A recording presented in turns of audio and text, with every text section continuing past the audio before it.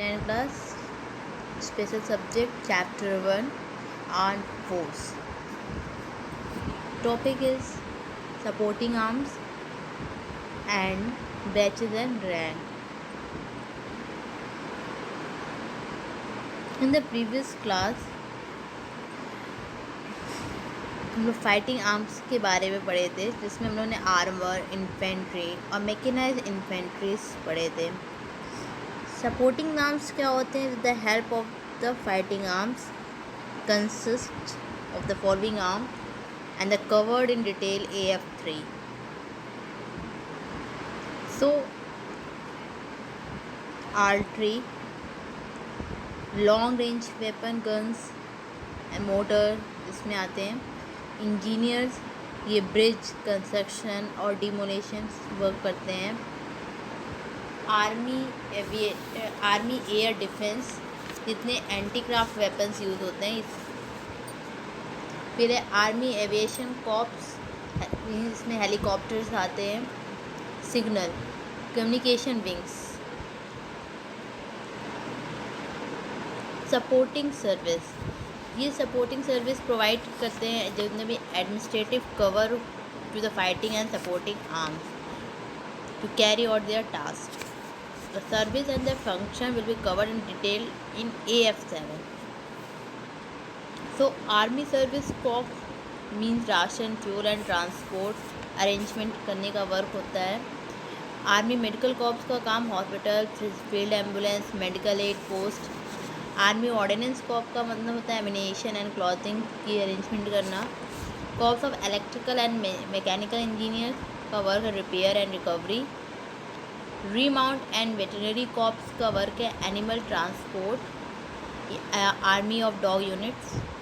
Army education corps है human resources development programs organise कराना.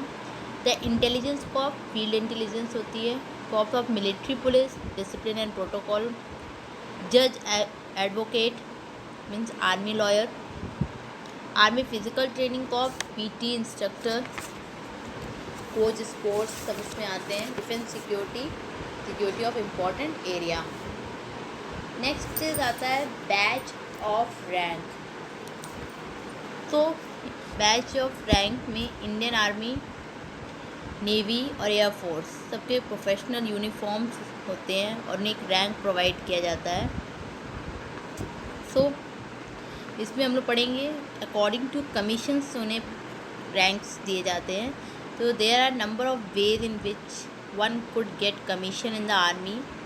You can join the after school या graduate as a short commission, as a permanent commission. permanent commission होता है वो जब तक retire नहीं होता. You have to join the National Defense Academy. Army में रहता है जब तक उसका कैरियर रहता है, जब तक रिटायर नहीं होता तो वो आर्मी में रहता है. और ये NDA के थ्रू इंडियन मिलिट्री एकेडमी से आते हैं. और शॉर्ट कमीशन में क्या होता है कि वो जो होते हैं, जो भी आर्मी ज्वाइन करते हैं, वो इवन 10 इयर्स की सर्विस करने के बाद वो उनके ऊपर डिपेंड करता है कि वो अपनी सर्विस को एक्सटेंड करते हैं या रिटायरमेंट लेते हैं. तो ये सब शॉर्ट सर्विस कमीशंस में आते हैं. So this is the permanent commissions कि ये रैंक और बैचेज हैं. Indian army, Indian navy, Indian air force. Field Marshal is the equivalent admiral of the fleet, Marshal of the Air Force. General is the equivalent admiral, Air Chief Marshal. Lieutenant General is the equivalent Vice Admiral and Air Marshal. Major General equivalent Rear Admiral, Air Vice Marshal. Brigadier, Commodore, Air Commodore. सब Indian army का colonel is equivalent captain in Indian navy is equivalent the group captain Indian air force. Lieutenant Colonel, Commander, Wing Commander. Major is equivalent Lieutenant Commander is equivalent Squadron Leader. Captain, Lieutenant and Flight Lieutenant equal. Lieutenant is equivalent Sub Lieutenant and equivalent is the Flying Officer. So this is your shoulder badges. The right and left shoulders पे ये badges लगे रहते हैं, जिससे हम उनकी rank को जान लेते हैं कि किस रैंक का ऑफिसर वो है. इसी तरह सबसे टॉप रैंक होता है 5 स्टार रैंक. ऐसे जनरली होते हैं 4 स्टार रैंक जो जनरल होता है, तो chief of general army staff जो है हमारे जनरल मनोज मुकुंद नरवणे, वो 4 स्टार रैंक है। और उसके बाद आता है 5 स्टार रैंक होते हैं, ये एटलीस्ट अभी तक 3 लोग को ही मिला है, जिसमें से 2 इंडियन आर्मी के हैं, एक हमारे हैं KM Cariappa field marshal and Sam Manekshaw. और ये जो रैंक होती है ये टिल डेथ तक, क्योंकि जो 4 स्टार रैंक होती है वो आपकी टिल सर्विस तक रहती है, बट ये रैंक आपकी टिल डेथ तक रहती है। जब तक आप मरेंगे तब तक आप एज अ फील्ड मार्शल रहेंगे, आपके नाम के पहले फील्ड मार्शल जुड़ा रहेगा। और marshal Arjan Singh has the receive the rank only in living Indian military officer with the 5 star rank. और admiral of the fleet has never been awarded, अभी तक एडमिरल ऑफ द फ्लीट किसी को नहीं मिला है। Hold of Indian military officer who hold at a 5 star rank are considered to be serving officer till death and hold their rank of for life.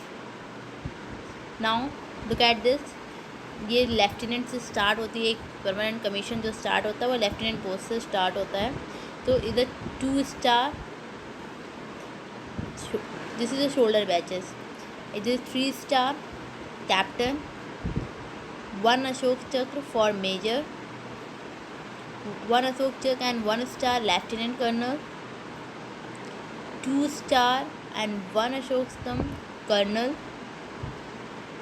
brigadier 3 star and 1 Ashok स्तंभ,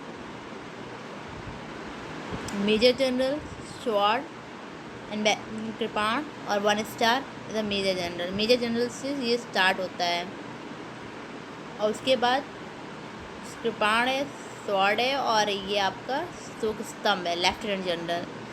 और जो general होगा उसमें स्टार भी आ जाएगा, अशोक स्तंभ भी आ जाता है और आपका स्वॉर्ड और कृपाण भी आता है। This is the general.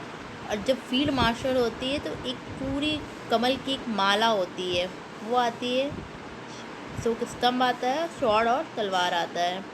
तो this is the field marshal rank and the picture of this field marshal. अभी तक इन 2 के अलावा तक कोई भी तीसरा फील्ड मार्शल नहीं हुआ है, KM करियप्पा एंड सैम मेनिक्शा।